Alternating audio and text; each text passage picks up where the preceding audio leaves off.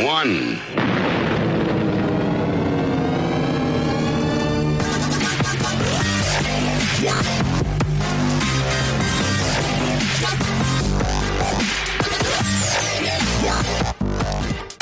All right.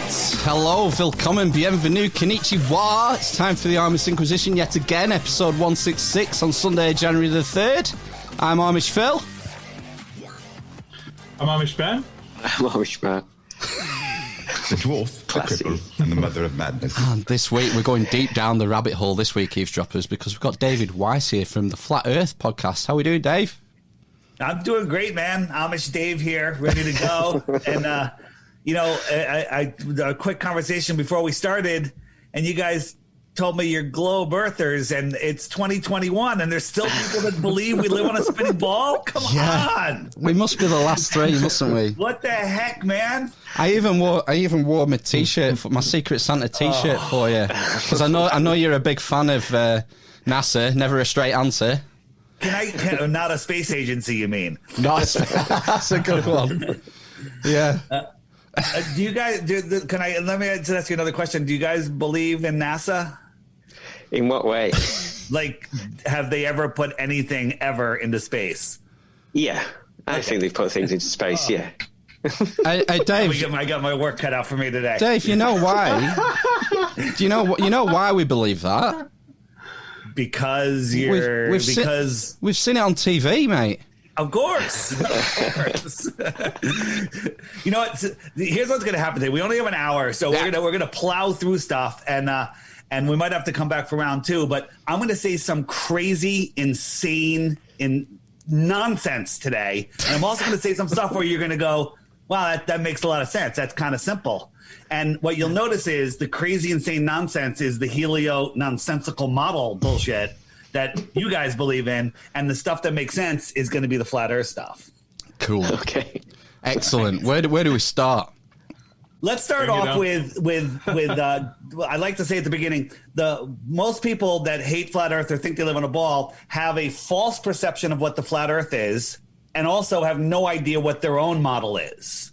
All right. Yep. So let's start off with what the flat Earth isn't, and what you guys think the ball model is. And then it should all unwind from there pretty quickly. Great. The flat Earth is not a disk flying in space with a whole bunch of other planets like this, right? This is not what the flat Earth is. This is what they want you to think it is, okay? If you Google flat Earth, you're going to end up at the Flat Earth Society, and you're going to see pictures of flat Earth like this. That's not the flat Earth. No flat earther believes any of that nonsense. That's what it's called the controlled opposition. If you end up at the Flat Earth Society, it is a disinformation site to make you laugh at flat Earth, right? What the flat Earth is the flat Earth is literally the basement of the universe. Think of a puddle or a pond or a lake. The world oceans create a big lake, and the land that surrounds a lake or a puddle or whatever is higher than the water surface. Well, Antarctica is the land that surrounds the lake, okay? Yep. And it's the highest land on Earth. If you went on a boat anywhere in the world, you get to the shore, you walk into town, you buy some beer, you do whatever you got to do. But if you go to Antarctica, the land is 200 feet over your head, because it's the highest land on Earth. We live in the Antarctic basin, right? We live in the Antarctic basin, and nobody is allowed to explore outside of this pink line. Right. Okay, that's the 60th degree south. All the nations in the world have signed a treaty. No person, no corporation, nobody can explore there, and you're not even allowed to question the treaty until the year 2041. Okay? That's right. You can't fly over it either, can you? You can't fly over it either. You can't fly over it. You can't take this little short route from Santiago to Australia, or you can't fly over Antarctica, so you can't even go around on this short route. When you want to fly from Santiago to Australia, they send you all the way up to the northern hemisphere and all the way across, and then all the way back down. If I could find that slide, that would be helpful. But where did it go? I'm usually more fluent at this. So the southern flights, here we go. So if you want to go, they send you all the way up and across and down. But if you want to go to the other side of Australia, they send you all the way up, all the way across to Europe, to Dubai, and then down. But if you look at that on a flat Earth map, it's a straight line. Okay? That's the actual flight route. Wow. Airplanes fly straight and level over the Earth plane. The large bodies of water at rest lay flat. Okay, that's the Earth is 70% water. We can see too far. That's a start. Okay, so that's what the flat Earth is. The flat Earth isn't a disk floating in space with other planets. That's all nonsense. Other planets are nonsense. But other planets are nonsense. Other planets are nonsense. We'll get into that, and that's when NASA is going to get destroyed. So don't cry. Get your tissues ready because NASA is finished with this conversation. Okay. So, what is the heliocentric model? So I'm going to ask you guys some questions. And when I was asked these questions, when I was a baller, I didn't know any of the answers. So don't feel bad. How fast is the Earth spinning? We're orbiting. We're spinning. How fast are we spinning? 1,000 miles an hour at the equator. Very good. Very good. So you've done a little bit of research. So when you watch the sunset, you believe you're on the top of a ball and you're falling over backwards faster than the speed of sound, and that's making the sun appear to go down. Genius. That's crazy. While you're doing that, you're orbiting at how fast? This is the sun. You're orbiting at 66,600 miles an hour. That's an interesting number, but it's a ridiculous number because it doesn't even exist. Chasing the sun at 500,000 miles an hour. So the sun is flying through space at 500,000 miles an hour and you're keeping up with it. And that entire system's moving sideways at 1 or 2 million miles an hour. But somehow, when you go out at night, tonight, and then a year later and 10 years later on the same night at the same time, all the stars are in the exact same position, even though you're billions and billions and billions of miles from where you were, in this beehive of a solar system, solar system. So, yeah. So I'm just firing stuff off here. I'm struggling. I can't believe I'm still sat in my seat when I'm going 1,000 miles an hour. Yeah, well, yeah. Neil deGrasse Tyson, the high priest of scientism, says because of the spin, all the water bulges at the equator, which would make sense. It would actually fly off the Earth. He says it bulges 14 miles higher at the equator. So here's a question for you. If you're in an airplane and you're flying from the northern hemisphere to the southern hemisphere, besides having to nose down to follow the curve around and fly upside down, airplanes only fly at like 5 miles high. When does it climb the extra 10 miles to get over that hump of water? When does it go up 3 times higher to get over the hump of water at the equator? And the answer is never, because their water lays flat. There is no hump. Neil deGrasse Tyson is a lying psychopath, and so is Bill Nye, the lying guy with the bow tie. They're here just to brainwash you. Here's a flat Earth proof. You watch a NASA rocket, it goes up, and it crashes in the Bermuda Triangle. You don't see anything. All of them just go up. They run out of fuel inside of a minute, and then you see a cartoon on TV. This is an amateur rocket that was sent up in Arizona. All right. It's going really fast. At 73 miles, it hit something, and it went into this like viscous. It sounded like liquid, but it was something viscous, more viscous than the air, less viscous than water. And when it turned on its side, if you watch over here, you're going to see the moon all of a sudden. Here it comes. I'll slow it down, and there's the moon. Oh, that's the moon. Here's the problem. The moon was over Australia when this was launched. That means that you're looking through the ball at the moon down here, but we saw the moon over there. That proves that the Earth is flat right there. Done. Game over.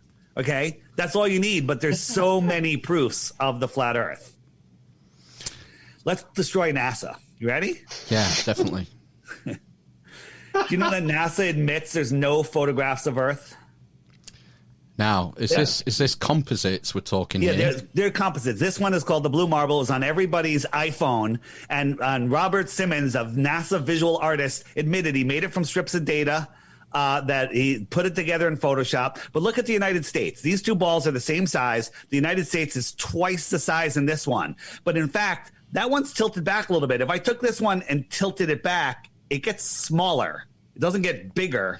It gets smaller, but this one, even tilted back, is twice the size of this one. That's just a complete and total lie. This is a painting. They admit it's a painting, but there's still people here on, Earth that think that that's real. Okay, so I'll show it to you to show you how it's even worse. It takes over like half the planet. What's that? It's like the size of half the planet.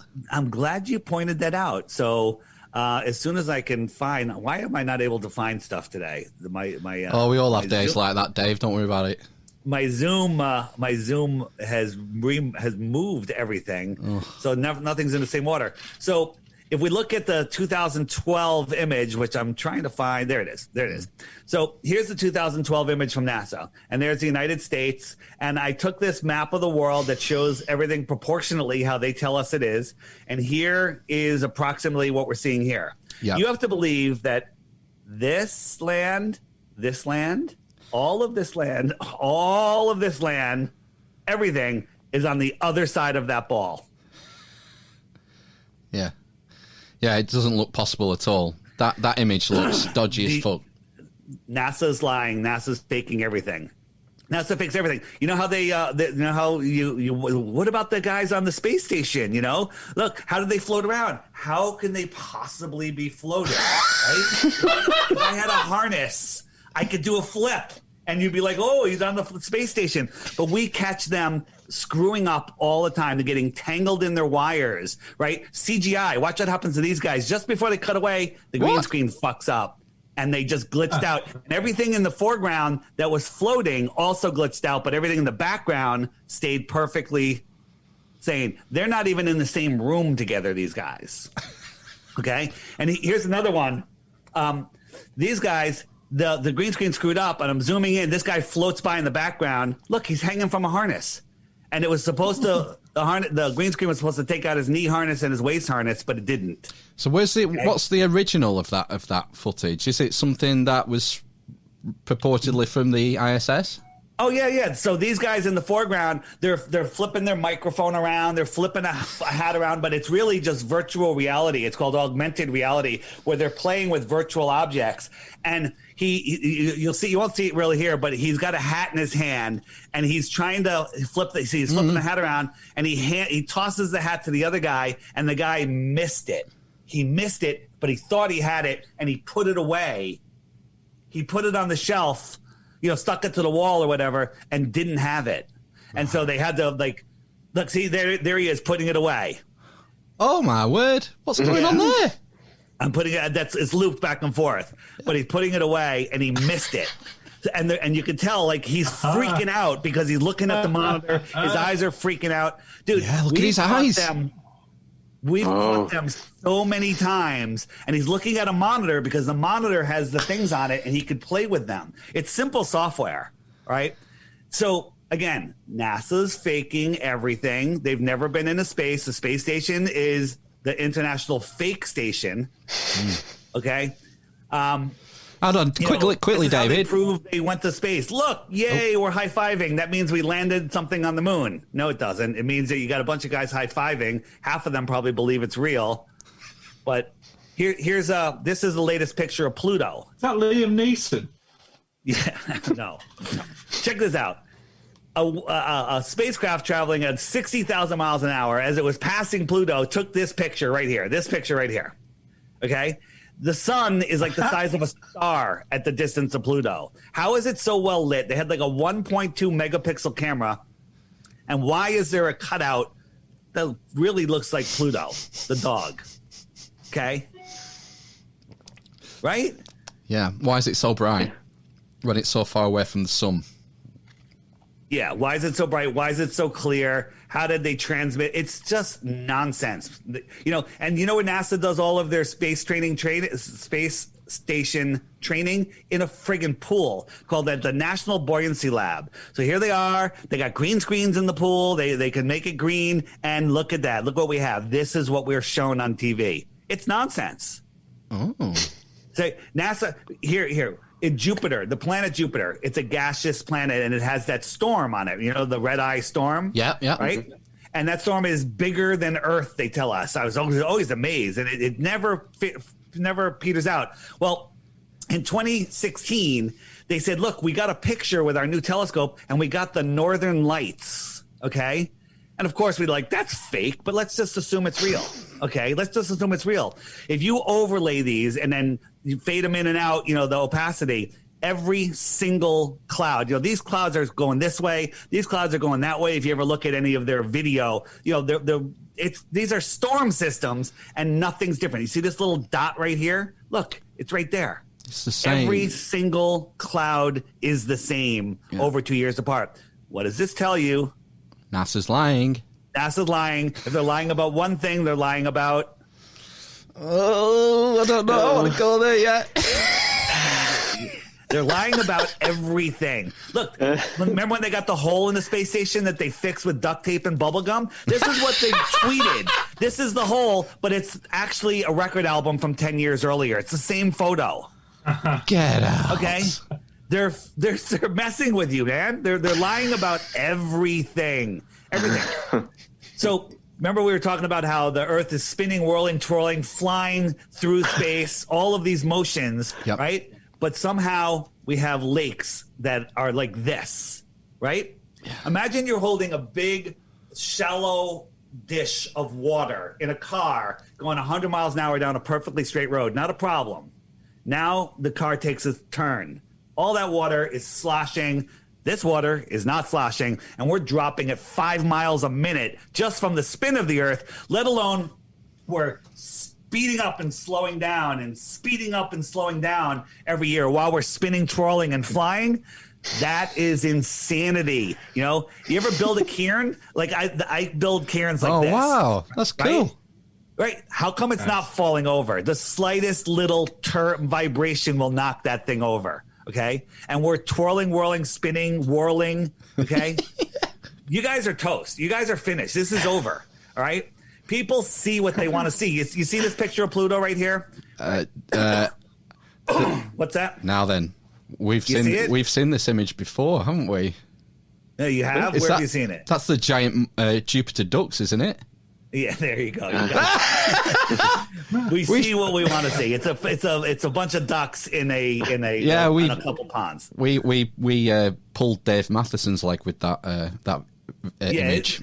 What I'm saying is people see what they want to see. People think people are expecting to see curvature, like Felix Baumgartner, the guy that did the Red Bull jump. Right? Yeah, he landed and he said, "Yeah, I saw the curve of the Earth." Well, either one, he was paid to say that and he's a deceiver, or two, maybe more likely, is he was told, hey, you're going to be up so high, you're going to be able to see the curve of the Earth.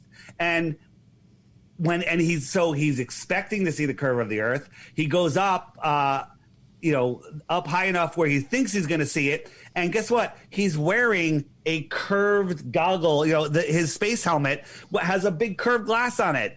The ground would be curved if he was on the ground, let alone at space. So he might have seen a curve. Yeah. The problem is this picture right here, all of this land, if we look at it and look at any of the features, these little rivers and stuff, it's all New Mexico. Right. Planet New Mexico. Right. So there's a video of them doing a test flight where without a fisheye lens, and it's perfectly flat. It's perfectly flat like this. This is basically the same height. Okay? I've seen both. It does not move. I watched the Felix Baumgartner like 2 nights ago in preparation for this because I thought, I just remembered about because it was 2012, I think. And I saw that image of him coming out of the pod and you can see the curve. And I'm thinking, well, that's just a curve. You can't tell it's a sphere. It's just a curve. It's sort of... That's a fisheye lens. And then when he opened the pod door, the camera behind him looking out showed the horizon flat. And at eye level. And we took that picture with when he got in, when it was on the ground, the same camera, it showed the horizon at the exact same level on the ground, not drop down. Like if you're up that high, you would expect the horizon to drop down a little bit because it's a curved ball, but that's not the case at all. It's not the case at all. So, Felix, what was I going to say? he may have thought he saw the curve. But since we've held their feet to the fire, we've shown them by sending up balloons that things are flat. Neil deGrasse Tyson, the liar that he is, he's gone on shows now. He keeps moving the globe post. You know, oh, you can't see the curve in an airplane. You can only see it at 45,000 feet. Now people are like, well, I've been on the Concorde and we proved that that's just a curved window. And they're like, oh, you can't see it at 60,000 feet. You have to move it, to 100,000 feet. And now Neil says, at 127,000 feet, which was this height, yep, you can't see it. It's flat at that height. You're too small. So they keep moving the goalposts. No matter what we say, they just keep changing their stupid story. But that sort of links into one of our listener questions that we had, and that was about the possibility of space tourism, because Elon Musk announced, I think it was last year, that his aim is to get something like 1 million people to Mars by 2040. Do you think that space tourism is going to be a reality? Absolutely not. Since I was a kid, they've been telling us we're going to have hotels in space, hotels on the moon. The They just kick the can down the road every couple of years. They go, we're going to Mars. No, we're going to the moon. We're going to Mars. We're going to the moon. They go back and forth. They kick it down the road. They kick it down the road. No one's going to space because space doesn't exist. Okay. Space doesn't exist. So here's the thing. You know how the flat Earth model, people think that most flat earthers believe there's a dome over us. Are you aware of that? Yeah, the firmament. Yeah. And they say there has to be a dome, because you can't have a vacuum next to a high pressure system without a physical barrier. The second law of thermodynamics proves it. People go, well, what about gravity? Gravity's holding the air on. You'd have to believe that gravity is holding all the air to the earth as it's spinning and flying. And the way to disprove that is with a straw. Put a straw in your mouth, point it downwards, stick it in water or not, and just make a little weak low pressure system with your mouth or your lungs, and up comes water, air, up and away from gravity effortlessly.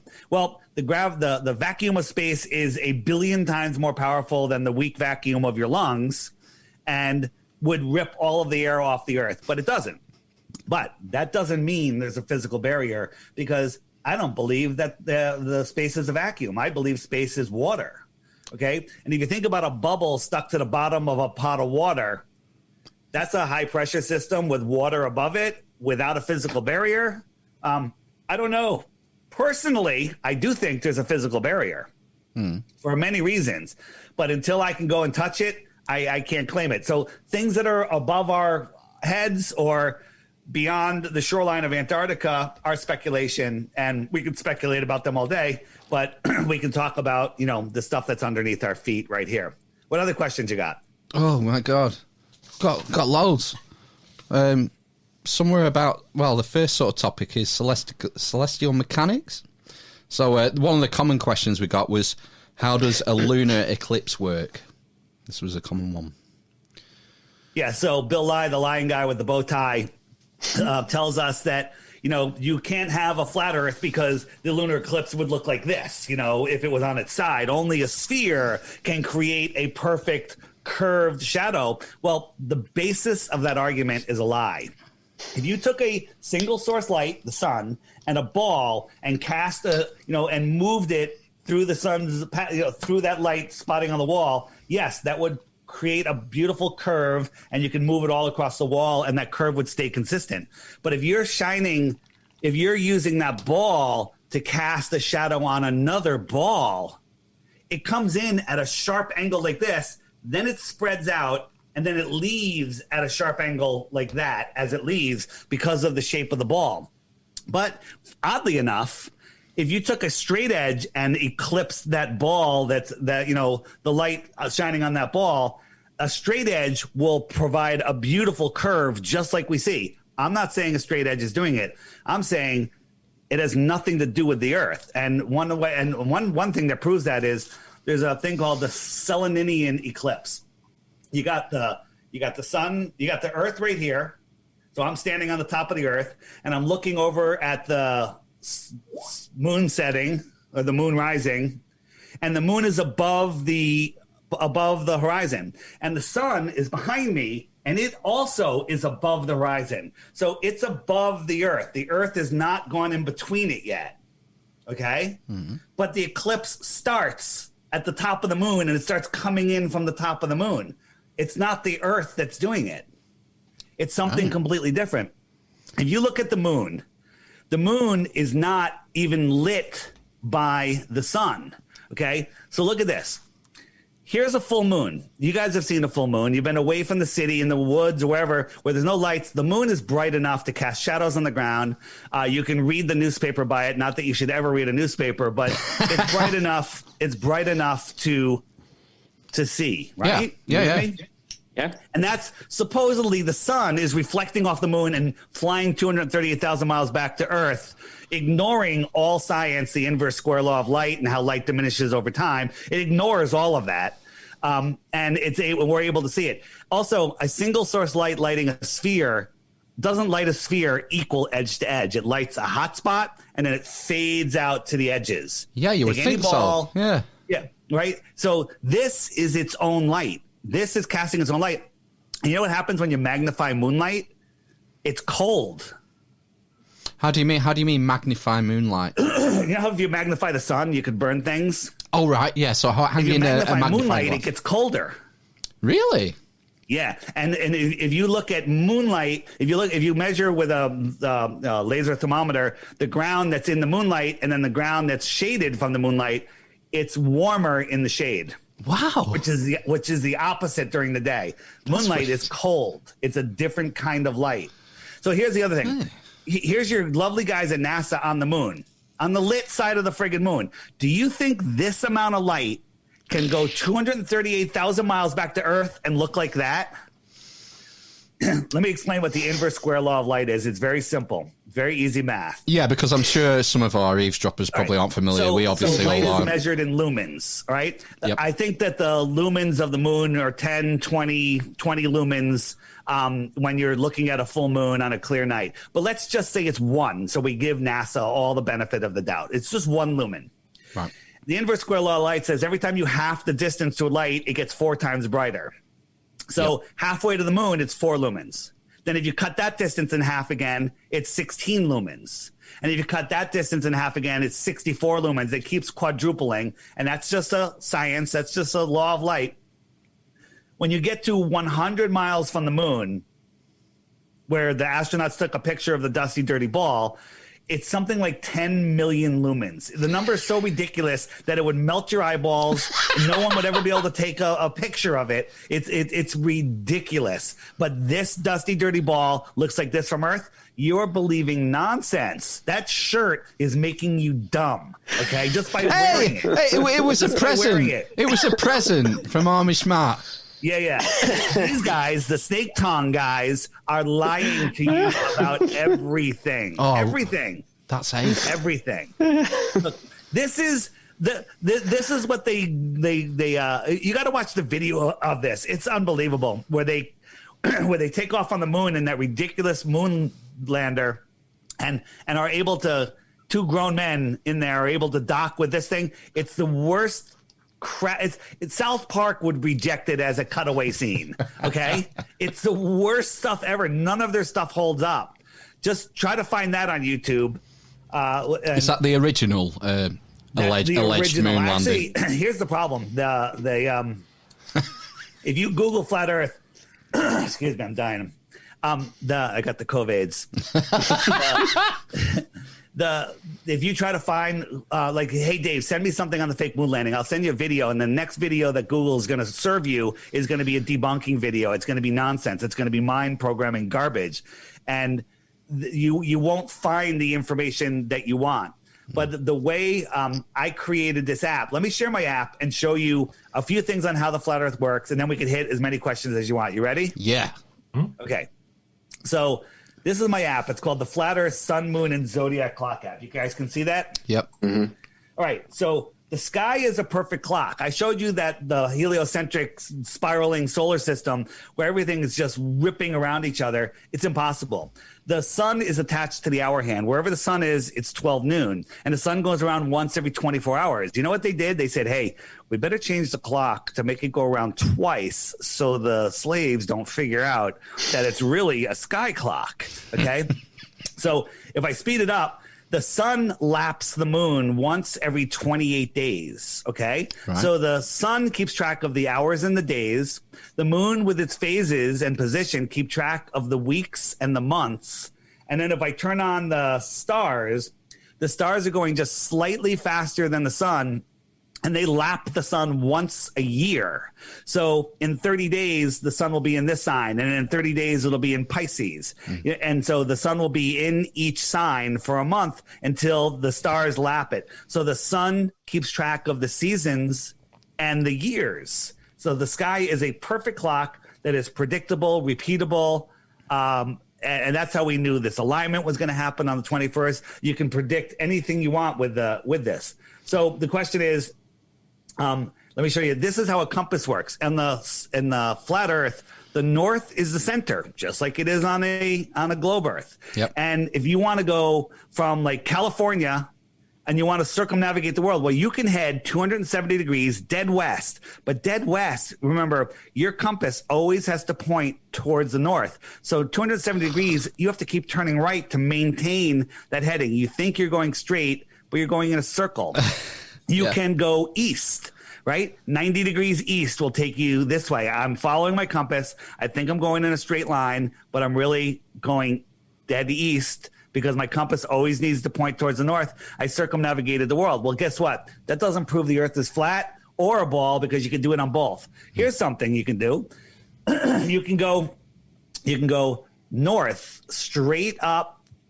And then as soon as I pass the North Pole, now I'm going south, even though I'm still going straight, and I'm in Indonesia or Japan, right? And I went across the north, but that doesn't prove the Earth is flat or a ball because you can do it on both. Here's something that you can't do. You can't go south from here over Antarctica and pop up in Australia on a flat Earth. You can't go south, which is anyway away from the north, from the center. You can't go south and pop up over in New Zealand. You can't do that on flat Earth. But guess what? Nobody's ever done it, ever. Billions of people have gone across the north. Billions of people have gone around east or west. 0 people have ever gone south and popped up on the other side of the world. And is this totally down to the Antarctic Treaty? Well, that's what they claim. Well, but still, why can't we go that route I showed you from around Antarctica, around Antarctica? So real quick, and then I'll jump out of the app. Sorry. I could show you. This is the world time, and I could show you right now. It is 7 a.m. in Eastern Australia, or 7:30 a.m., and it's 11 p.m. in South Africa. So it shows you where the time is, and these are the time zones. They move around. Wherever the sun is, it's noon, and this shows you the times everywhere around the world. Yep. If you have questions, which everybody should, you hit the question mark, and up come all of the questions. Like, hey, where's the edge? You retard. What about seasons? Don't seasons? I click seasons, and up come some videos on seasons. Or why the lie? And if I click why the lie, bam, up come videos that YouTube will not serve you about seasons. Wow. There's also tons of other information, mud floods, biblical and flat earth, debunking the debunkers. That's where if you say, hey, what are the top 10 reasons we know the Earth is a globe? You're going to get like National Geographic and the Science Channel. They're going to have these videos. Well, we have those videos in here completely deconstructed for you to show you how they're lying, just like NASA lies. No way, Marty Leeds. Marty Leeds. He's the man. He knows. He's on our hit list. Hit list. Our hit list for this year, for guests. Yeah. You mean to get him on your show? Yeah, I want to talk to Marty. As soon as you guys send me a sworn statement that you all believe the Earth is flat, I'll get him on the show for you. Okay? All right, and then I have different languages, and then Marty's a good friend of mine. Oh, good, cool. I like Marty. I watch his YouTube stuff. I like what he does. Marty's the man, and Marty knows the Earth is flat. He spoke at the Flat Earth Conference in Dallas. Really, right? Yeah. So over here, every day, a new video is posted. I do short ones during the week, longer ones on the weekend. I say, take the Flat Earth app challenge, watch one video a day for 2 weeks, and you will know that you don't live on a spinning space ball flying through an infinite vacuum. Yeah. What happens is people say, hey, I saw you on the Amish podcast. I paid $2.99 for your stupid app, and I clicked. I didn't feel like waiting, so I clicked the archive button. And when you click the archive button, up comes all of the videos from the previous months, from the current month, right? Here they all are. And here's, if you hit the little hamburger at the top, all of the other months. So, and they're like, I haven't slept in 2 days. I hate you. My family thinks I'm crazy. Now what do I do? And I say, welcome to Flat Earth. And there's a ton more information there. But if you want to learn about Flat Earth, that's it. It's $2.99. And one thing I'm going to tell you is that people like freak out.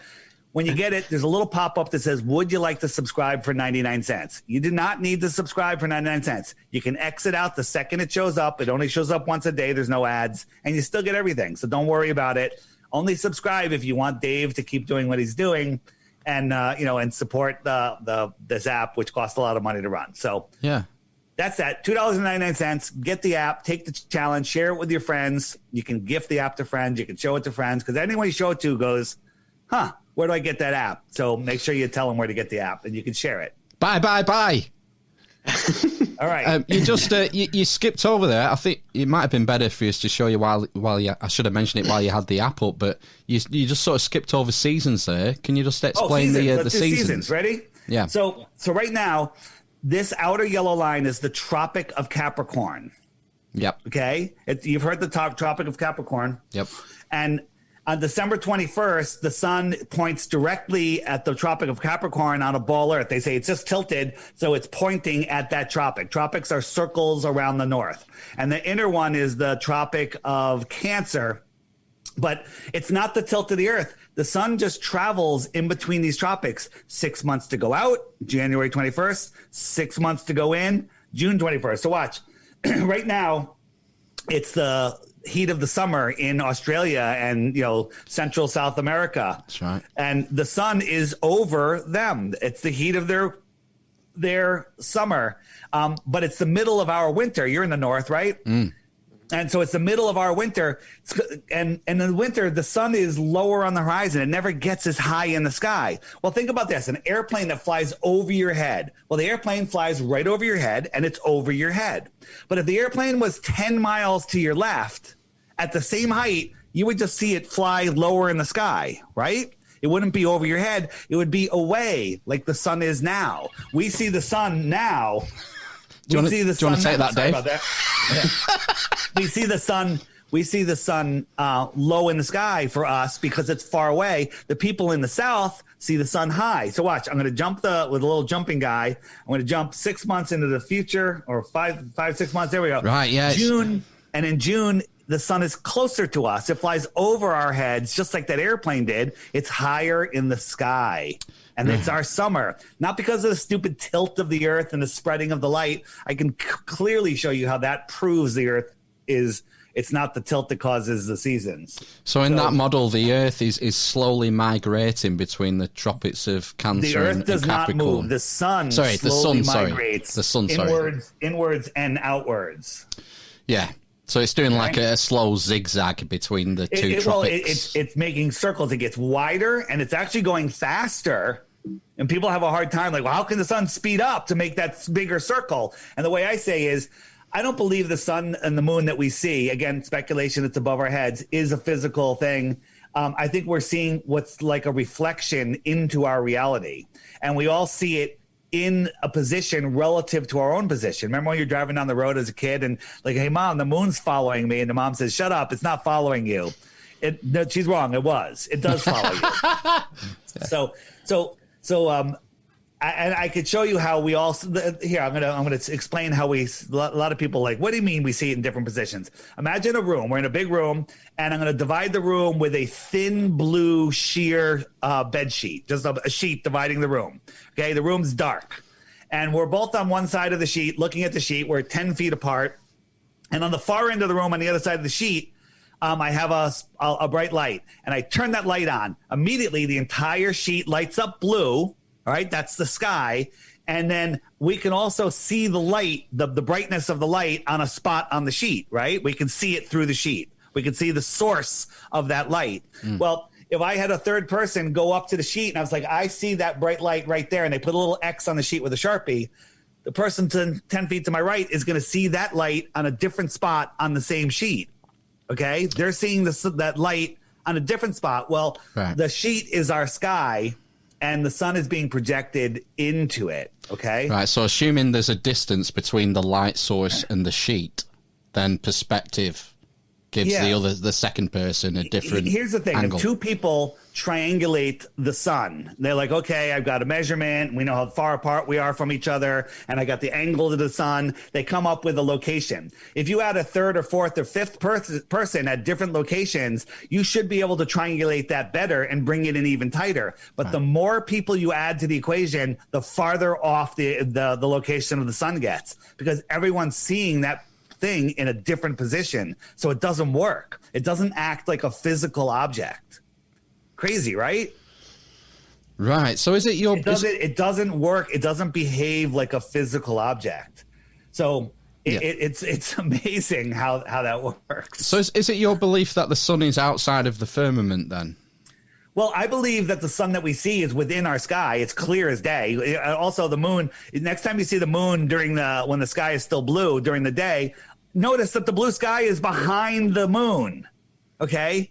It's not that dusty, dirty ball isn't being reflected through our day sky so we can see it. It's within the Earth system. It's within the sky. And the sun also is within the Earth system. Everything we see is within the Earth system. It's all within everything we see. You know, this is the star Capella. Okay, this is zoomed in on Capella. Does that look like anything NASA ever shows you? Our optics have outgrown their lies. Okay, what's that taken with, Dave? This is done with a P900 super zoom consumer camera by Nikon. It's got an 87 times zoom, and we zoom in on it. This one's dead in focus. Now, some of them are a little out of focus, but the out of focus sometimes helps you really see. This is the star. What star is this? This is Capella. The other one was Arcturus. This is Capella. All right. Does that look like a burning ball of hydrogen trillions of miles away? You have no idea what a trillion is. A trillion. You know, the closest star. Wait a minute. I'm going to give you. I'm going to blow your minds in a second. This is the star Sirius. I slowed it down. Oh yeah. That's crazy. Okay, it's all within the Earth system. These things are here, and they're part of who we are. You know how the Carl Sagan says we're all stardust. We're all like. I believe that the stars are literally the holders of our souls, and we're having a soul's journey here on Earth. That's a whole nother thing. That's me. Again, anything above our heads or outside the borders of Antarctica is speculation. It's my personal opinion. Yeah. So. No, that's a cool belief. I love that sort of metaphysical stuff, and that. Yeah. The thing is, with our modern society, we're so mechanistic, and you know, with the new atheists like Richard Dawkins and Sam Harris and whatnot, and you know, we're just biological robots, and I'm sort of with you on in that respect, Dave. In that I think there is something unique and divine about our individual souls, or whatever you want to call it. Let's take it to why the lie before we have to wrap up. Yeah, fuck. So why the fuck are they lying about this? This is the biggest lie ever. If you look at all the NASA and space propaganda, all of the movies, all of the television shows, global network news, globes in every household. Do any one of you have a globe in where you are right now? Does anyone have a globe in your house? No one has a freaking globe. Come on. I don't. Next time you see a globe in a store, at someone's house, whatever, grab it, turn it upside down, and read the sticker on the bottom. Okay. And I'll tell you what it says. It says, not for educational purposes, for decorative purposes only. Because they don't want to be sued when someone tries to go from South America to Africa and get lost in the middle of uncharted oceans. Okay? So the globe's a lie. The globe is a lie. So why the lie? Yeah, why the lie? Why? And this is what was hard for me. I would listen to podcasts and on whatever topic, you know, conspiracy podcasts, whatever. And I'm learning. I got 3 pages of notes. I'm like, this is great. These guys are great. And then all of a sudden they mention the Bible, the Quran, Jesus. I'm like, you're done. I rip up those pages. I unsubscribe and I throw out everything they said because they're religious zealot, you know, fanatics. And because so there is no God, right? But then I discovered, okay, we don't live on a spinning ball. We're not a random accident. You know, the spinning ball says nothing exploded, created everything. Then, you know, it turned into perfect spheres, and then lightning struck and created an amoeba that turned into a frog and turned into a cow that turned into a monkey that turned into a human, you know, and here we are. So that's crazy. So I said, okay, so the earth is created. This is intelligently designed. Therefore, there's a creator. Okay. What do you want to call that creator? That's up to you. We'll just call it God for now. There's a God. There's somebody that created this, something that created this. Okay. So that changed my perception of this world. There's a creator. So why would they lie about this? Well, they're hiding God. They don't want people to know. Now, by the way, there are people that have found God that think we live on a ball that are doing fine. But again, they're missing the boat. They're not realizing who they really are, what they really are, what power they really have. So so they're hiding God because most people in the world, a large percentage of the people in the world, don't know. They're like, oh, maybe there's a God, maybe there's not. And if they knew the earth was flat, then they know there's a God. Because once you see the creation, you can't deny the existence anymore. Right. You can't put it down to chance. Yeah. So where you take the journey after that, that's your own journey. But when you see the creation, you can't deny his existence. So they're hiding God because when people find the flat earth, they wake up, they find out, wow, this place was created for me. I have God-given free will. There's nothing these controllers, quotation marks, can do to me. They can't take anything from us. They always have to tell us what they're doing. They always have to get us to consent by not saying no. Did you know that not saying no is saying yes?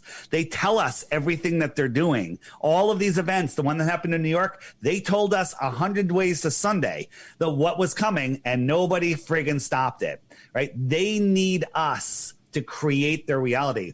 This is the psyop. Not the flat earth isn't the psyop. The psyop is they don't want us to know that our thoughts create reality. And I could prove it because everything in your lives was created by your thoughts. You have this podcast. Everything you do, you guys thought about, created. Everything you own, everything that happens in your life is your fault. It's your fault because your thoughts brought you right to where you are. So they don't want us to know that our thoughts can literally work like magic. They can create anything. Okay?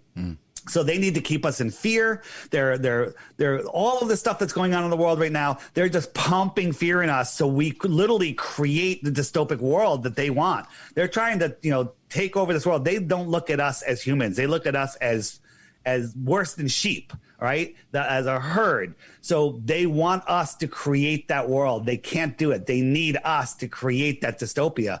And if you're lost in space, spinning out of control where an asteroid could take you out at any time, you have no real feet on the ground to make rational decisions. You might be able to make some rational decisions, but not until you know who you are, where you are, what you are, will you ever take your true power back. And, how does this change my life? I still have to go to work on Monday. Well, I had my own business. That's something that I never thought I could have. But my thoughts, I created my business with a couple partners. I walked away from it all to do this. Okay. I walked away from a lot of money to do this because this message is important. Waking up, you three globers, is very important. Okay. I didn't think we'd get into sort of existential angst tonight, but you raise an important point about the way that we're taught from school that we are an accident of evolution and essentially insignificant. Your life is insignificant. Is control, and it paves the way to nihilism. And I think that's an important message to get out. Is that there is something special about us, and the more people realize that, the better. 100%. So again, let me show you one more thing. Yep. So You remember when you're on the top of the ball and you're falling over backwards faster than the speed of sound, which is making the sun go down? Yeah, that's not what really happens. I hope you guys realize that by now. But here's a shot where I put my drone up on a super, super clear, cold day, no humidity, and the sun was up here, and it took about 5 minutes for it to go down, down, down, down, down, nice and smooth. And then when it got to this apparent horizon, it stopped, and it sat there for 10 minutes. It stopped going down. But my buddies at the beach saw it set 10 minutes earlier, but it just sat there, and watch what happens. This is sped up like 2,500%. It didn't go down below this line. It just disappeared into the thickness of the clear air. The air becomes opaque over distance, and the sun, this is forward and backwards right here. The sun can't push through. So this is the sun going away, and it just, you can't see it. But they saw it set from the bottom up down at the beach 10 minutes earlier. How do you account for that? Why would they say why would they see something different? Because they're looking across a large body of water, and on the other side of the water there's trees that look like they're at eye level, or buildings that look like they're at eye level just due to perspective, but the sun is actually above them, and when the sun goes away, when the sun goes, so it's above eye level, the sun goes away, it looks like it's setting. It looks like it's setting. Right. See that? Yep. It just goes away because it's above that. But if I brought this down and sun's just going to go away, it's not going to set. And when it gets a certain distance, you can't see it anymore because the air is too thick. Wow. Now, wow. Have you we got hold time? that jaw, it's going to fall on the floor if you don't hold it. We've got a few. I think we've got a few minutes left, haven't we, Dave? Can I get through some of our questions? 2.5 minutes. What's right. that? I just want to get through a couple of our questions. Go ahead. Go. Sorry. What was the first one? We got one from Steg, and it was about, in Scandinavia they have this period where the sun never sets. Yeah. The land of the midnight sun. When the sun is over the Tropic of Cancer, it's in close, and those inner northern places, the sun never gets far enough away from them because it's doing a tight circle. It's only the distance of the sun that makes it appear to set. So it goes around them, and it never gets far enough away to set. So Scandinavia, northern Alaska, they get the 24-hour sun. But when it's over this time of year, the sun never gets close to them, and it never rises. Right. They should have the exact same thing 6 months apart in the South with the 24-hour sun, but there is no 24-hour sun in the South. Is there not? In the app, it says, what about the Antarctica and the 24-hour sun? Click that. Whole bunch of videos showing how there's 4 videos of the sun circling around in Antarctica, and they're clearly faked, provably faked. Right, because any normie going to Wikipedia will find articles saying that in Antarctica they have 6 months of light and 6 months of darkness. They don't. Oh, but by the way, hold on. In Antarctica, you do have a certain a long time with twilight. Daylight and sunlight are 2 different things. The sunlight wraps around the dome when it's all the way near the outside, and when it's over the Tropic of Capricorn, it literally wraps around, but you can't see the sun. You can see light because the sky is lit. The sun lights up the dome, and that gives us the daylight. It's pretty amazing. Right. Well, good. I'm going to have to... We're rocking up on time, Dave. We're going to have to save these for next time. Yeah, all right, part 2. Let's schedule the next one, and we'll just hit all the questions, and we can do it whenever you want. You guys have my calendar link, right? It's been great. It's been lots of fun. I've really enjoyed meeting you and talking to you. It's been fascinating. Yeah. And you guys get the app and watch the video every day. And then we'll have next time we'll just have a flat Earth meetup. It'll be great. Super duper. All right. Yeah. And don't blame me. You're going to lose some family members. You're going to lose some friends. Hey, it's okay because you're going to make some new friends and you can call them your family. It's fine. It's fine. Say, one of the things I noticed, Dave, when I put the post up saying you were coming on and asking for questions was the negative reaction we had from certain quarters, and it was quite surprising to me. No one likes having their ball taken away. They love space, right? It's like you're taking a ball away from a child because you were taught it was a ball before you could speak. So you're taking away Star Wars, Star Trek, all of that stuff. It's all being ripped out from underneath you. Astronauts, the moon landing, it's all taken away. And take off that shirt, man. That's we won't even get shirt anymore without saying I am an idiot. Okay. I'll tell you what, Dave. Next time I'll wear a Jurassic Park Guys, t-shirt. I got a hard stop. I got to go to this other show. Nope. Send me a link when this is up. Yep. And okay. And get the app. And if you want me to get it for you, just send me your email address and tell me whether you have iOS or Android, and I'll send you a free download. Or you can just buy it. Cool, Dave. Nice to meet you. It's been great. Take care. Send me a link when this is up so I can share it around. Right? I will do. Bit tomorrow. See ya. Bye. Right then, we're back. The dwarf, the cripple, and the mother of madness. That was our chat with David Weiss from the Flat Earth podcast. I thought that was pretty excellent. Yeah, I thoroughly enjoyed it. I think, like I was saying, I don't think I really understood what he was talking about a lot of the time. It was like understand. It was like a whirlwind, a force of nature. Yeah. We were time limited. Dave had a hard out on the hour, so we had to just rifle through things as quick as we can. So I'm sorry. Thanks for everyone for sending your questions. I've got 2 pages full, and we only managed to hit a couple of them. But hopefully, further down the line, David will come back and we'll be able to go things in a more relaxed pace and go through some of the questions we had, because we had some good ones. Mm-hmm. Yeah, it was an odd and interesting section. It was what? Is anyone else convinced there is now a flat earther? Let us know, eavesdroppers. Email at thehonestInquisition@gmail.com if you've been converted by Dave's hour-long expose of the lie that you've been lied to your entire life. Then get in touch and let us know.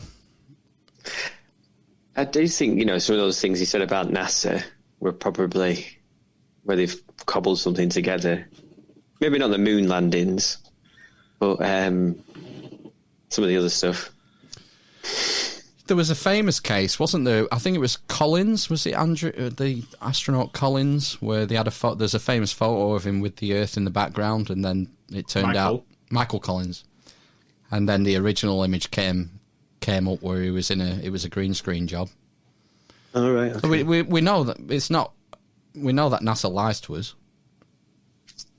That's not. It's not controversial. That. And the thing about sort of America being huge on that globe that they've made out of a composite, that's something that we as a nation used to do. So the British Isles, when we used to make the maps of the world and give them to everybody, were huge. So we made ourselves bigger, basically. It still happens that, with cartography. The Mercator projection, isn't it? Yeah, if you get Mercator projection. If you get a true map and you take the continent of Africa, you can fit North America, China, Europe, all of it in there. Mm-hmm. But when you look on a standard map, Africa is shrunk down. Mm. It still goes on that. Mm-hmm. So, anyway, shall we move on? Shall we do some housekeeping? Oh, yes. Housekeeping. Housekeeping. Housekeeping. I'm a blind man. Oh, become a producer and support the show. How do you become a producer? Amish Matt. Send us things. It's normally Ben that goes first. Well, you can also leave a review. Yeah. Send us, questions. Send us animals, feces, buy things from the Amish Inquisition loot box. Send us, maybe just send us suggestions of people to have on the podcast. Yeah, guest suggestions. That's a good one. Yeah. News stories, news articles, YouTube videos, any sort of information that you feel requires amplifying. Yeah. You can email us at thearmorsinquisition@gmail.com. Yeah. Subscribe to the YouTube channel. This is a prime episode for YouTube, I reckon. Yeah. Ah, yes. And stalk us on social media. Tell your friends. Mm-hmm. You know, what's the number one way to become a producer? Ben? Cash? Is it cash? Toss a coin to your witcher, oh valley of plenty, oh valley of plenty. I think you're hitting the point, Phil, that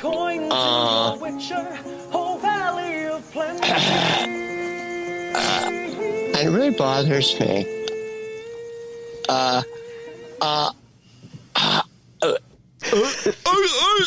Send us your cold hard cash. Go to thearmorsinquisition.com, look for the PayPal button, and give us either a one-off or a monthly.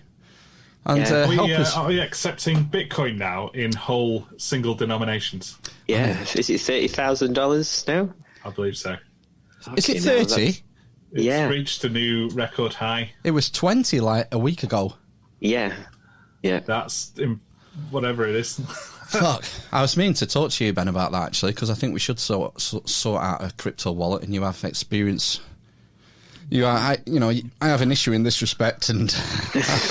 because I believe I have an issue in this respect. And you know what you're doing, so maybe that's something for you to do. Yeah, we can do that. Let me write it down in this notebook. Let's do something really noisy next to your microphone. I could type it in. Okay, well, I guess we better thank the producers for episode 166. Oh. We have Gav Scott, Scuba284, Stephen Andrew, John Isaac, Steph Johnson, Nomi Nosnodge, Phil Skins, Armageddon Feast, Tamburista 2020, Full Metal, Keto as Fuck, and Anonymous. You're so amazing in your love. Literally. The best mate. I've been coming to terms with the fact that I'm a blind man. They are. Yeah. So amazing in their love. The dwarf, the Currants, the grape, the Homophobe, the winds, the asthma, the the number 11, the blind man, the fallen on the horizon, the cripple and the mother. Sonny Pickering! from hell. don't get it, never will. Oh, they should have run! Look at them now! They're dead! Yeah, so thanks. It's been another good week, producer-wise. Yep. Let's should we move on and do some of the dreaded COVID news? Oh, thought that was last year.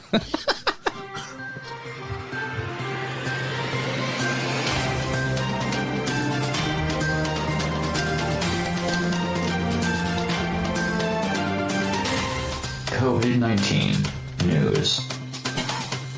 Put on your fucking muzzle if you go to the shop. The magic vaccine. A big fat shot in the ass. From hell. Oh! You know, it's just, super painful. Like a judgment day and terminating. More lives this year than any other year for the past 100 years. 2 million people have to die. This is such a crock of shit. This is Sonny Pickering! Who the fuck's that? Yeah, me! Oh, big COVID news this week. Shall we start with something positive? Finally, some positive positive COVID news. Dr. Bill Gates was on CNN a couple of weeks ago, being interviewed by Jake Tapper. Okay. And I've got a clip. Let's check it out. The summer will be...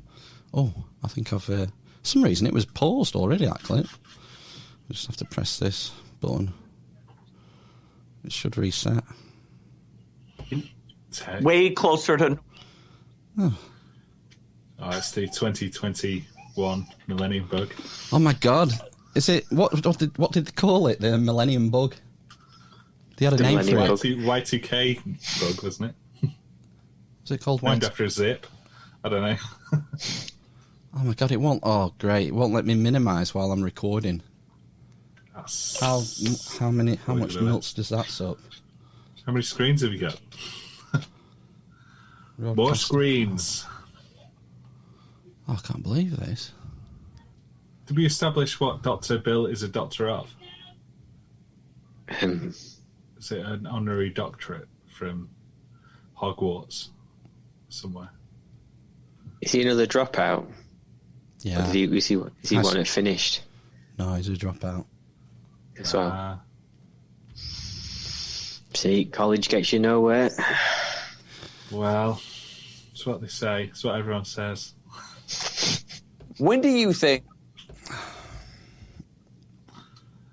What's going on? Right then, let's do some COVID news.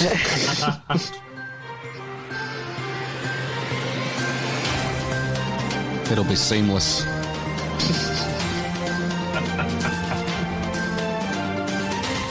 COVID-19 news. Put on your fucking muzzle if you go to the shop. The magic vaccine. A big fat shot in the ass from hell. Oh! You know, it's just, super painful. Like a judgment day and terminating mode, like. More lives this year than any other year for the past 100 years. 2 million people have to die. This is such a crock of shit. This is Sonny Pickering! Who the fuck's that? Yeah, me! Right then, let's start with some positive COVID news. Oh, have we got some? Yeah. Oxymoron. Dr. Bill Gates was on CNN, interviewed by Jake Tapper a couple of weeks ago, and I got a couple of clips. Excellent. When do you think life will fully return to what we thought of as normal back in January? No masks, no social distancing, no other protective measures necessary. Place your bets. What are we going for? Ooh. Summer 2030. Let's find out. Certainly by the summer, we'll be way closer to normal than we are now. But even through early 2022, unless we help other countries get rid of this disease and we get high vaccination rates in our country, the risk of reintroduction will be there. And of course, the global economy will be slowed down, which hurts America economically in a pretty dramatic way. So we'll have, starting in the summer, about 9 months where a few things. So start 9 months starting in summer. Like big public gatherings will still be restricted. But, we can see now that somewhere between 12 to 18 months, we have a chance, if we manage it well, to get back to normal. He doesn't sound very optimistic, does he? I don't understand why Bill Gates is, brought on to comment on this. Because he's running the op, isn't he? This is what I mean. It's just bizarre that they fucking ring Bill Gates and get him. He fucking made Windows, did he? And Microsoft and all the rest of it. So what the fuck is that going to do about fucking... Windows, famous for being susceptible to viruses. Exactly, yeah. Well, he's funding it all, isn't he? He funds the WHO. He funded BioNTech. He's been funding vaccine research, mRNA vaccine research for years. He's got a finger, why don't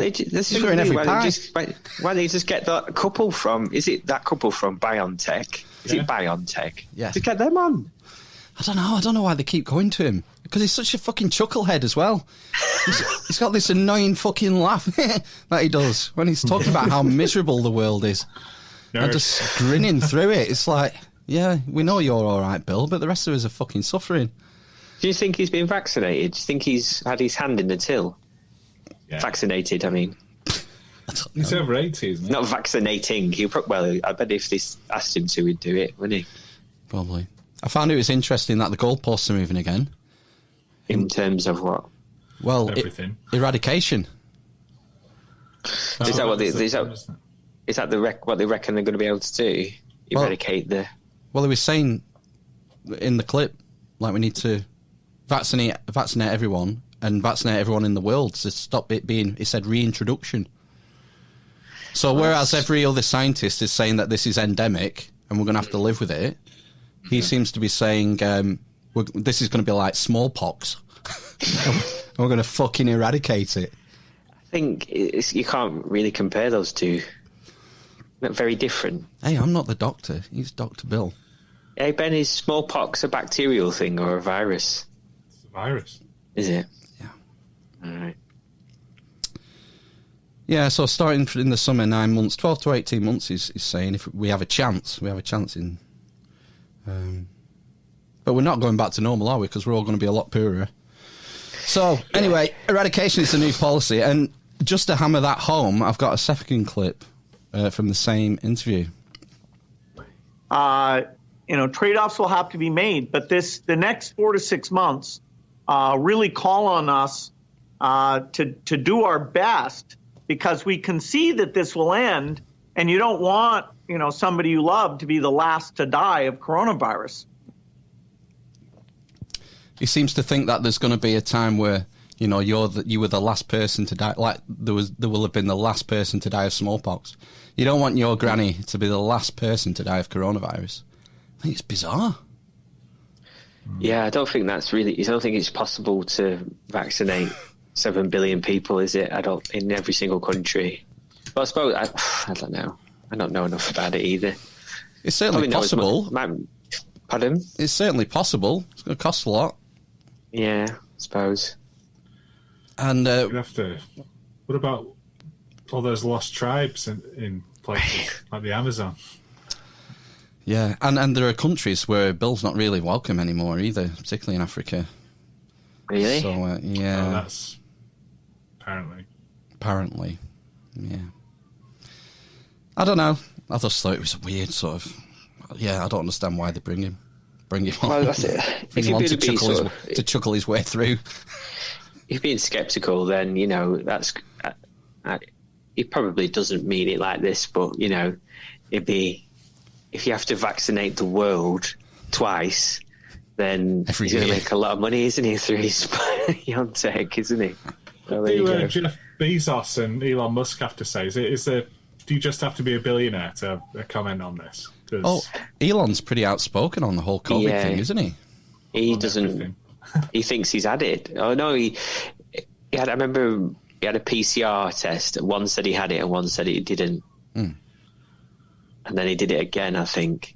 And I think he might have had it. I can't remember. Doesn't work on cyborgs. Oh, he's unhappy with shutdowns and stuff, Elon. Yeah. Anyway, let's move on. There was a thing that broke on social media this week about the WHO changing the definition of herd immunity. All right. I've got a clip. There have been a lot of claims saying the World Health Organization quietly changed the definition of the term herd immunity this year. There are multiple versions of the claim, but most show a side-by-side comparison of WHO website pages. On the left, the WHO website in June, defining herd immunity as protection from a disease, quote, that happens when a population is immune either through vaccination or immunity developed through previous infections. So that's the standard version. It's the one that I read on Wikipedia months ago. That there's two routes to herd immunity. Anyway. On the right, the WHO website in November, a shorter definition says herd immunity is a concept for vaccination. The big difference, the newer definition focuses on vaccines only and removes the line about building herd immunity through previous infections. So first question here, did the WHO actually change the definition on their website? Well, we checked Internet Archives, and these are real screenshots of the website on June 9th and November 13th. So, yes, the WHO did change this specific webpage. I verified it personally as well on the Wayback Machine, and they have changed it. And this is like a fact checker video on YouTube, and he goes on to give a lot of bullshit about, you have to look at this in context, and WHO did a press conference explaining why they'd done it, but they didn't. They just had a press conference where I'm sure we played a clip where Ted Ross was advising against the policy of herd immunity. Yeah, that was when we were looking at the Barrington Declaration, wasn't it? That's it, yeah. Yeah, or shortly thereafter. This was November It's quite recent when they changed their guidelines, their definitions. I find interesting why have they done this? The WHO, they're not the same as the WEF, where it's just like a group of billionaires who don't really have any influence on anyone in countries, or shouldn't. Whereas the WHO have more influence, right? I don't know. I've seen the photo. I've seen the photo op of Matt Hancock and Klaus Schwab shaking hands for a photo op at Davos. Yeah, but I mean, Matt Hancock's not anyone, is he? Or he might not be in 5 years. Governments change all the time. Yeah, and every year they go and see Klaus. Yeah. Whoever's in charge at the time. But the WHO is seen more as a credible group, right?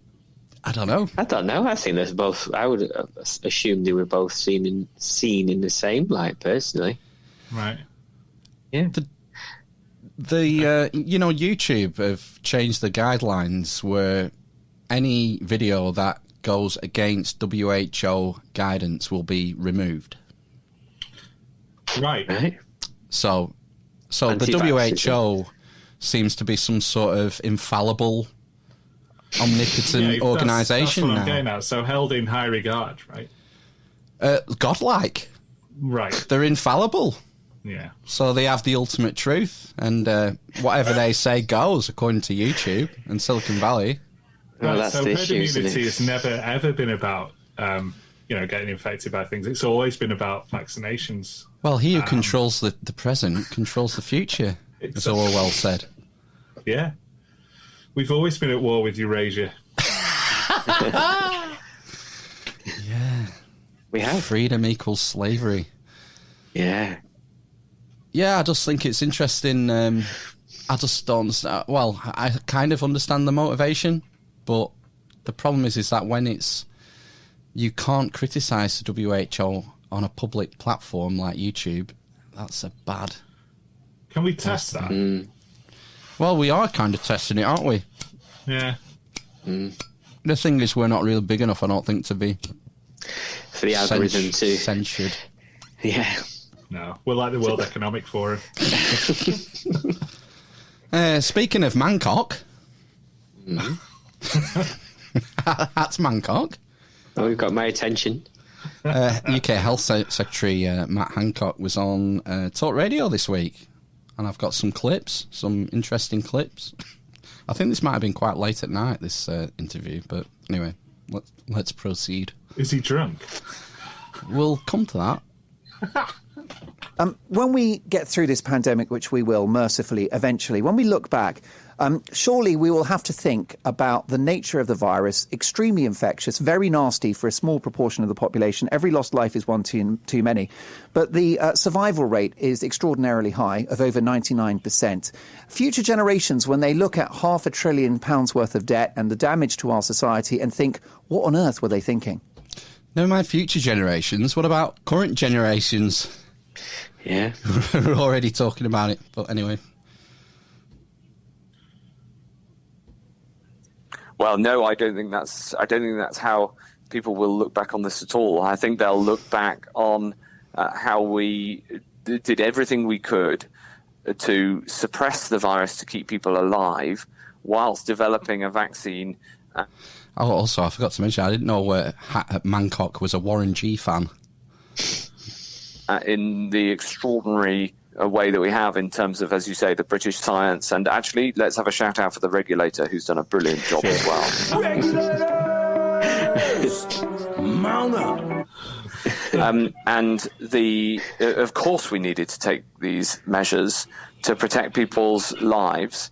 And I think that's what people will see. and obviously, it's been a bumpy road, 2020. We all know that. Another fucking chucklehead. I know, yeah. It's been a bumpy road. Coming, Klaus. Put your towel on. I just don't know if it's dawned on them yet, the scale of what they've done. It's crazy, isn't it? The amount of money that's been spent on it. They won't care. They won't see. I think it's pure ignorance. I don't know. Yeah, maybe it hasn't dawned on them yet. I'm sure it's dawned on Rishi that we're clicking up to $500 billion now. No. In a year. The Brexit fallout was the OBR, I think, forecast it to be something like 40 billion over a 12-year period, and then we would start seeing the gains of having independent economic policy, and we've done over 10 times that in 12 months with the Rona. It's fucking mind-boggling, and exactly. People don't seem to realise how dire the situation is.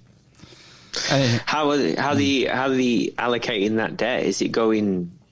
Are they like sort of doing that thing where they kind of hide it away on something else? National debt rather than the budget deficit or something. There's a difference, isn't there, of how they handle it or some shit.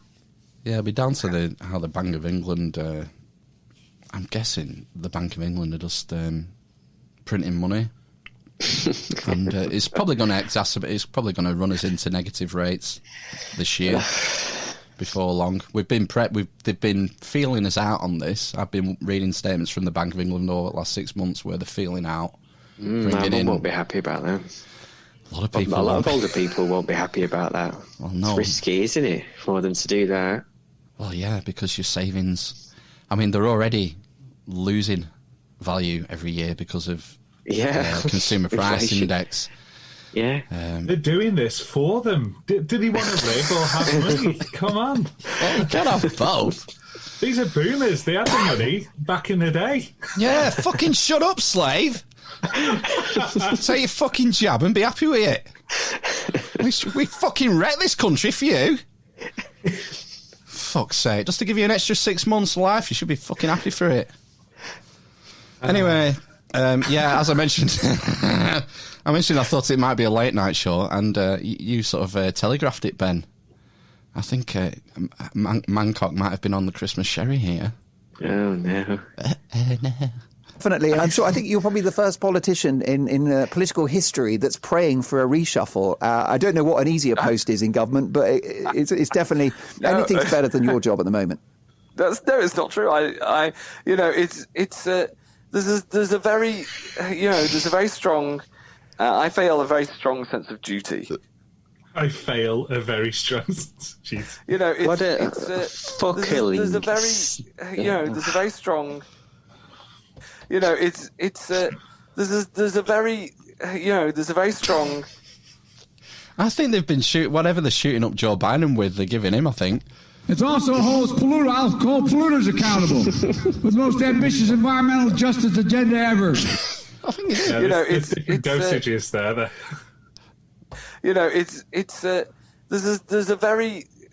There's a very strong.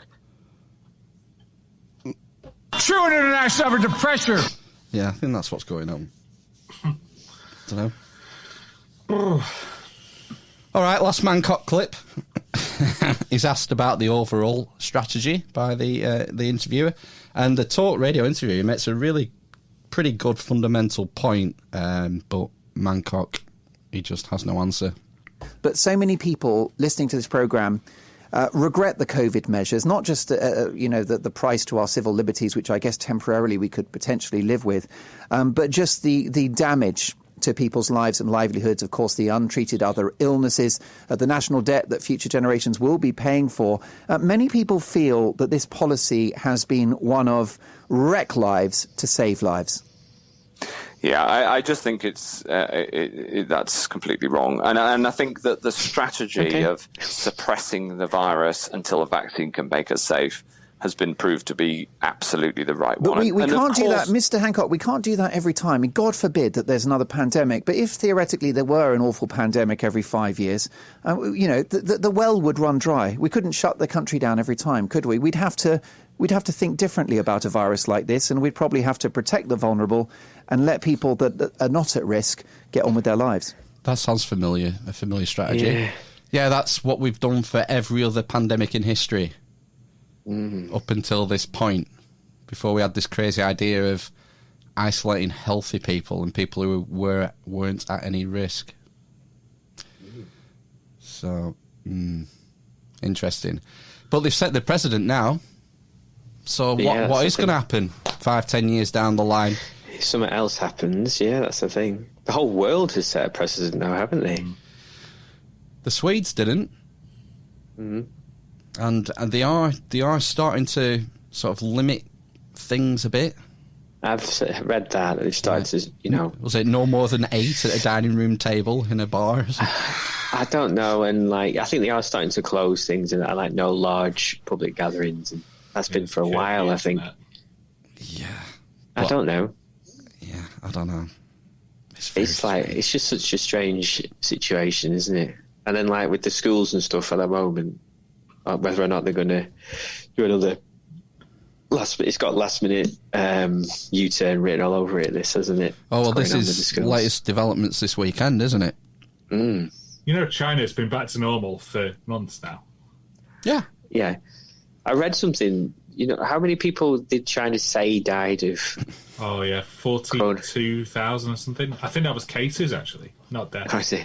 I read somewhere that it was something they're estimating it's something 550,000 people might have died.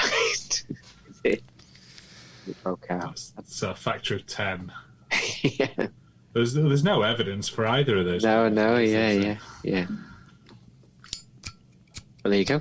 But I remember they had, when we were sort of locking down again, I think they were having a big festival, weren't they? Maybe that was in the summer. Yeah, giant pool parties and stuff. Yeah. Yeah, it looked great. It did. Yeah. Maybe this is the thing, maybe at the beginning we should have just welded people into their houses. And put only the vulnerable. Oh, yeah, I suppose. Yeah. No, we just don't do things the same as they do. For good reason. Yeah. You need to value living in a free country. Your rights are very easily taken away from you if you're not vigilant, as has been demonstrated this year. Mm. But, people love it. They love the furlough. They love that old furlough. Absolutely do. They do. They're desperate for more lockdowns. Tread on me, Daddy. Kids off school. Yes. So stamp on me. Tell me what to do. I can't live through another lockdown if they shut schools and nurseries. I'm just going to leave. Can you not it's mad. When we look back at this in 10, 20 years' time, they'll say, the most genius thing that ever happened was that flip in about October, November, when people started becoming desperate for more restrictions. I was thinking, I often thought in the past about my parents and the 3-day week. And I always thought what was going to be our comparative sort of thing, because my mum and dad my mum was born in sort of at the beginning of the war. My dad was born just before the war started. So dad could kind of remember sort of the war, Second World War. So it wasn't really something that affected him in his adult life, but the 3-day week was. And I've always thought, and this is our 3-day week, isn't it, really? Definitely. We have our own 3-day week as well. Well, yeah, there's the 4-day week push, isn't there, at the moment? They never do that in the NHS, no chance. Get too much, with all the nurses and doctors work too much for free, basically. Do too many extra hours to do that. Yeah, what's the old Chinese curse or proverb? I don't know. Something about, I hope you don't live in interesting times, is it? Oh, right. Oh, yeah, something like that. Something about living in interesting times. I'm blanking on it now. But yeah, we certainly are. The big COVID story of this week is the AstraZeneca vaccine. Oh, you've teased us with this, Phil. Come on. Yeah, it's been approved by the what is it? I asked you the other week. Is it the Emperor? The Emperor. Do it. The MHRA. Execute Order 66. MHRA. Yeah, the Medicines and Health Products Regulatory Authority. That's right. The UK has become the first country to approve the AstraZeneca vaccine, which is the big hope because there's no cold storage chain. It's a lot easier to get into people's arms and their arseholes and Everything else.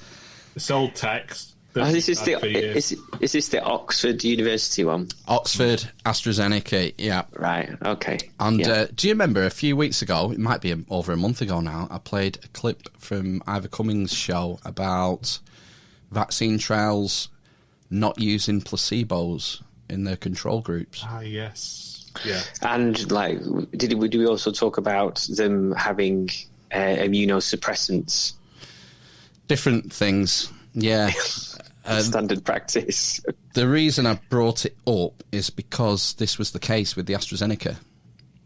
Right. So it was a 3-arm study, UK arm, South American arm, South African arm. The UK arm got meningitis vaccines in the control group for dose 1 and 2. Mm-hmm. The South American arm, the control group, got meningitis jab in dose 1 and then saline on the booster, dose 2. And then the South African arm got saline, both doses, control group. So I thought that was a bit odd, why you would do that. Yeah, I mean, it depends what you're looking for, but I would have thought that each of those arms should have the same controls. Yeah, it kind of muddies the water, doesn't it, when you're trying to prove the efficacy of something, when you change what it's being put up against, doesn't it? Mm. Very strange. I don't know what they were looking for, but yeah, it does seem odd. Well, I mean, they're testing the AstraZeneca virus. So you would think, to give you the best results, you want all your controls to be as closely aligned as possible. It just doesn't make sense, does it? Yeah, why were there 3 arms? Just because different... Just to get more people and more sort of probably genetic differences, different age, to fulfill the different age criteria. I don't know. Maybe different climatic considerations. Different seasons, isn't there, as well, I suppose? Yeah, I mean, if you want to roll this out to the whole world, it makes sense to get a European arm, a South American arm, an African arm, and there is a US arm in progress. So I'm guessing that's why they did it, because they foresee this being rolled out worldwide.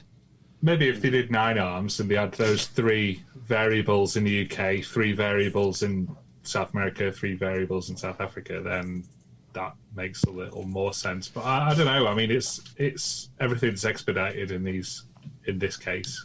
Yeah, it was these cases. So. It was definitely a rush job.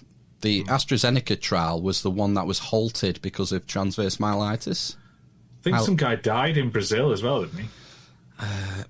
Yeah, there was more. There was a few fatalities. One was homicide. Oh, and it counted because he was in the trial. No, I mean they follow the whole. There's 23,000 participants. Yeah. A handful died. You have to record it, even if it's... Yeah. It's not. They're not saying he died because of the vaccine or coronavirus. No. I think one died of coronavirus, possibly in the control arm. One died of a gunshot, and one died of some other cancer or something. Who knows? With that limited amount of data, though, you could say that your risk of being shot is higher if you have a saline and meningitis vaccine 2 weeks apart. Yeah. So, yeah, this was the one that got halted because of the transverse myelitis, and there was 3 cases out of the 23,000. One case they've pinned on undiagnosed multiple sclerosis. Right. They said that accounts for that one. And then the other 2 cases of transverse myelitis, one was in the control arm and one was in the vaccine arm, the AstraZeneca arm. So, as far as the study's concerned, there was 1 case of transverse myelitis, but who knows? When you're not given transverse myelitis, swelling of the spinal cord. Oh, right, yeah. I remember them talking about that then. Yeah. I mean, it's recoverable. As far as I know, the English woman who got it in the UK recovered, but it can fuck you up and paralyse you. All right. Great. But, you know, I mean, if it's only 1, worst case 3 out of 23,000, just give it 60 million people and see what happens. That's isn't that a higher risk than just getting COVID on the current rates? Yeah, someone in our sort of profile, you're more likely to die of a car crash than of COVID. That's a fact. And presuming we don't have any comorbidities, that's the big one. Comorbidities and age are the two. Yeah, they'd never say what. There's no list of comorbidities, is there? But I think it's just any long-term condition, isn't it? Oh, we lost Amish Ben on the hill. Yeah, diabetes, heart disease are the big ones. Yeah. The big high blood pressure I've read as well. Obesity, clinical obesity is classed obesity seems to be a big one. He's back. That's classed as a comorbidity. Sorry, yeah, comorbidities. Lots of them not listed. Yeah. So we've had the what have we done on AstraZeneca? We've had the weirdness with the control group. We've had the transverse myelitis. This was also the trial that was botched. Yeah. Sorry, keep me up. Sorry. With the dosing, there was dosing issues. Do you remember? Oh yeah, they gave a half dose, didn't they, to some of them? That's right. Yeah, in the UK arm only. But they were they not all under the age of 60 or something? 55. 55. Yeah, Reuters have done a really good piece on they went through over 1,100 pages of the notes from the trial literature. Jesus. Going through it all, and they've done a really good piece on it. There's a good piece on Science, I think Science Mag, on Science Mag as well. Did they find references to Netscape in there? I don't know if that was them. No, that's the Brexit thing. I know it was the Brexit thing. Yeah. But just quickly, just to go through, because there's some weird shit here. Okay. So the dosing error was due to a problem with measurement. So the vaccine is manufactured by an Italian company. And then before they shipped it to Oxford, they did PCR tests on the vaccine to verify its potency. And then they shipped it to Oxford. Oxford used a different method to test the potency when it arrived. And they found that it was twice as strong as the Italians were saying it was. And that's when they contacted the MHRA and requested to give half doses. Okay. So they've been in contact with the regulator throughout all this. But it's weird that the firm's chief executive officer, Pascal Soriot, told Bloomberg, people call it a mistake. It was not a mistake. Meanwhile, the two scientists leading Oxford's development of the vaccine, Sarah Gilbert and Adrian Hall, suggested that the half dose was not administered by mistake. But it was. It was Oxford's testing method that let them down. So they thought they were giving a full dose, and they ended up giving a half dose. And then the chief exec of AstraZeneca came out and said, no, it wasn't a mistake. Sarah Gilbert and Adrian Hill, who are running it, they suggested that the half dose was not administered by mistake. They didn't provide evidence. Gilbert, an Oxford vaccinology professor, said it was normal for researchers to look at different dose levels during vaccine trials. It wasn't a mix-up in dosing, she told the Financial Times November 27th. A few days later, her partner Hill told Reuters it was a conscious decision by researchers to administer a lower dose. There had been some confusion suggesting that we didn't know we were giving a half dose when we gave it. That is really not true, he said. But the Reuters investigation has found out that those statements were false. They were lying to the press. It was an error in measurement. Yeah, they didn't know they were doing it, and that's why they were onto the MHRA panicking, saying, "What do we do? We've started this trial, and we've given one arm of the UK half a dose instead of a full dose." And the MHRA said, "Well, you're just going to have to give them the second dose on the booster." And the full dose the second time. Is it? Yeah. Well, quite often, things are discovered by accident, aren't they? Yeah. Like when you sort of mix two vials together. I'm not saying that you can't make a mistake. The point is they went to the press and lied to them. Yeah. Well, they said that it wasn't a mistake. And the Imagine how much the share price fell off the back of... we'll get on to that. On the back of them saying they made a mistake with a vaccine. Do you know what I mean? Yeah. That's the CEO's job. We're coming to that. Even weirdly, they started... these two guys running the Oxford thing, they started slagging off the competition.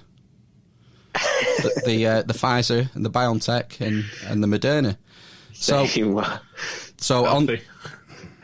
on the other vaccine candidates, at the end of July, Sarah Gilbert alluded to competing vaccine efforts. In an interview on the Royal Society of Biology's website, she said of the Oxford AstraZeneca vaccine, which is hers, "If this doesn't work, I don't think anything will work." Her main partner on the project, Adrian Hill, was equally bullish. On May 15th, he dismissed as total unknowns and a wild card the vaccines using mRNA technologies such as Pfizer, BioNTech and Moderna. Why would you take a vaccine technology that is new, unproven, may be quick to manufacture but expensive to manufacture, and has never been scaled up and never been shown to protect against anything in humans, and prioritise that in a global emergency, he said. It's very odd. So these two guys are coming out and slagging off the competition. Why? It's true what he's saying, but Look, it's football for nerds. You guys have football. We have to. Just have science and stuff and science arguments. It's perfectly fine. That's just like a Liverpool-Everton derby. Yeah,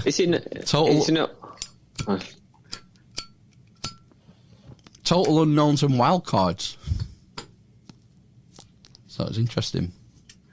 Well, it is, isn't it, to a certain extent? But I think there's risks in all vaccines, isn't there? With taking them and stuff, you have an allergic reaction. A small risk. But there is a point, isn't there, about why did they choose to create or use this new technology for vaccines rather than using the older? It's quicker to manufacture and scale up. Yeah, but then is it not? Then, like what you said, less able to scale it up because the infrastructure's not there, and super. Is it minus 20? Is it got to be kept? Is it minus 70? 70.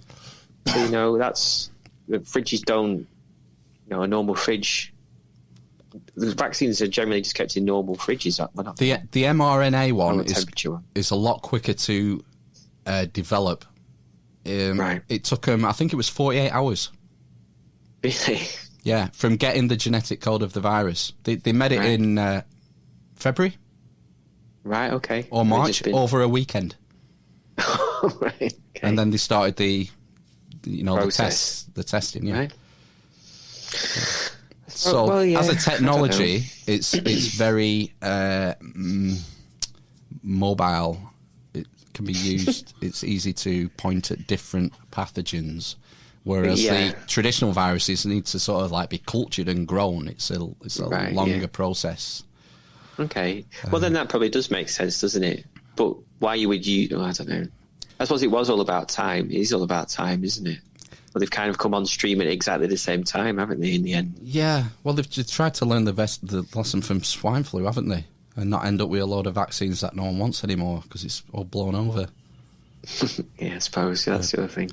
This is the final point on the AstraZeneca, going back to Gilbert and Hill and why they might be lying to the press and slagging off the competition. Gilbert and Hill together have about a 10% stake in a private biotech firm called Vaxitech that was spun out of the Oxford University, according to a filing with Companies House, the UK's Companies Registry dated October 29th.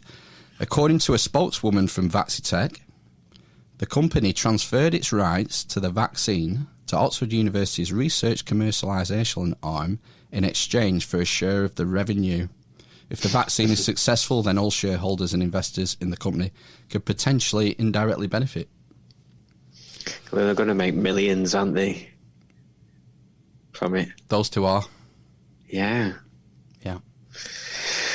But I'm sure that wouldn't affect, they're scientists, aren't they? They're godlike. And everyone knows, it's a lot harder to buy a scientist than a politician. So I'm sure it's got nothing to do with the money. I'm sure it does. But, if it works, doesn't it? Yeah. Thing. Yeah. That's what, most humans are quite motivated by greed, aren't they? I'm sure they are. Yeah. That's why we survive so long. We want more. Give it us. Anyway, we need to move on quick. Okay. I was listening to Malin, one of Malin's Vapors videos. Malin Vader.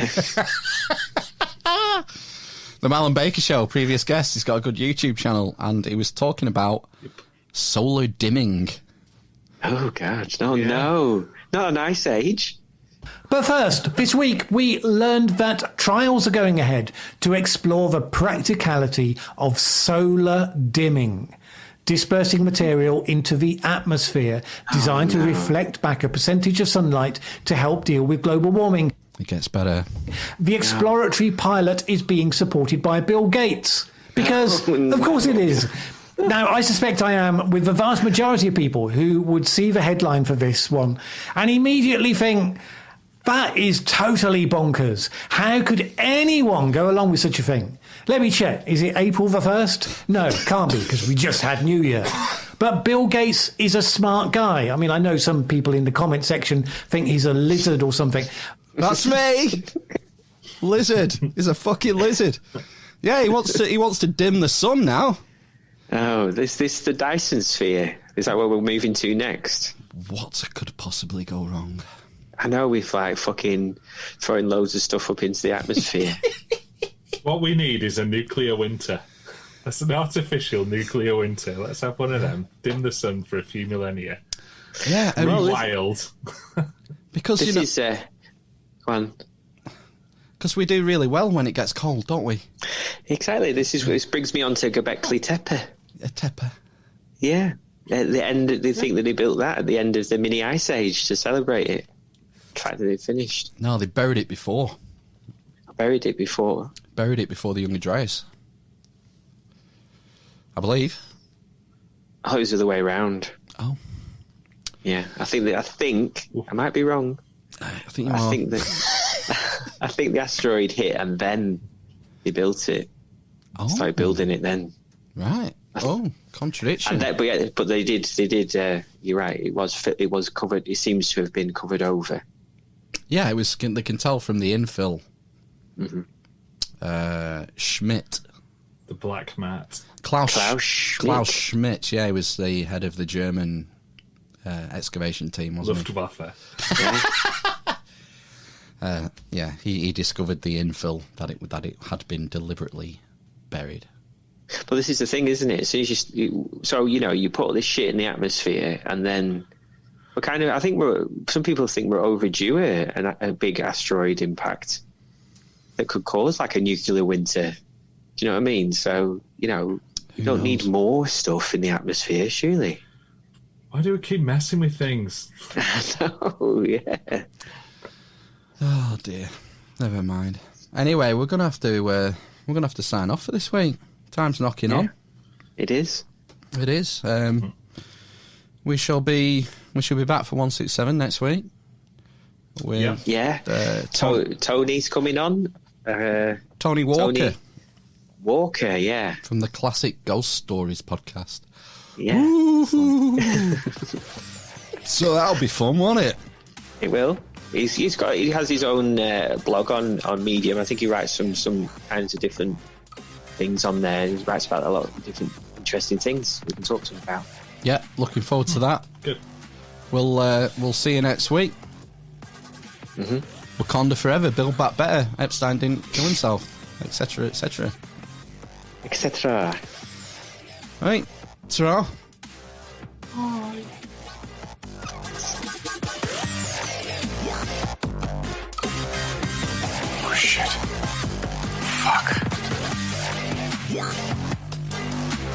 Guardians are measured by their ability to come.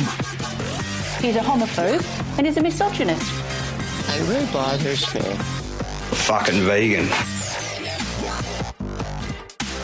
Oh my. Execute order 69, dudes! Mr. Peter Burr